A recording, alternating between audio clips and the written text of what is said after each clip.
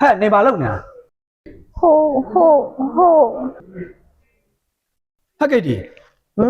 သူကဘာဖြစ်နေရောက်ကိုခတ်နေတာပဲကာနီဘိုကောင်တာမှာအောင်စပူပွဲလက်မှတ်ရောင်းမယ်ဆိုလို့ရှိရင်အင်းဆုံးရောင်းလို့အခုမှ၄ချစ်နေတာနေရလည်းမပြောအခုနေရောဘာလုပ်နေရလဲ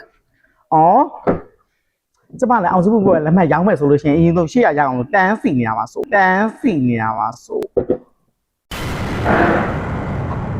နေပါဦးနေတို့နှစ်ယောက်ကိုဘလူကအောင်စမူလမ်းပဲရောင်းမယ်လို့ပြောလို့လဲဘယ်ကကြားလို့လဲဒီလိုပဲထင်လို့19ရက်နေ့အိမ်မိုင်ဆိုမှာကျင်းပမယ်အောင်စမူဇက်မိန်ဇက်ကပွဲကိုနေနော်လုံးဝလက်မမရအောင်အိမ်မိုင်ဆိုနဲ့ကာနီဗိုကစတမာတွေကိုကျေးဇူးတုံ့ပြန်တဲ့နေနဲ့ပြုလုပ်ပေးတဲ့ပွဲဖြစ်တယ်အဲ့တော့လက်မမရအောင်မှာအဲ့တော့နင်လဲကောင်းတာမှာဟိုပြေးဒီပြေးနဲ့လိုက်ရလုံနေနဲ့ဟိုကေတီမကလည်းခုံနေချပြီးနေရတယ်ဥမနေတဲ့ကိုလို့ကြတော့ကြားလားဟုတ်ကဲ့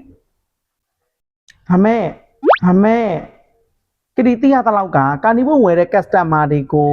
promotion ပေးမယ်လို့ပြောနေလို့တိုက်စမ်း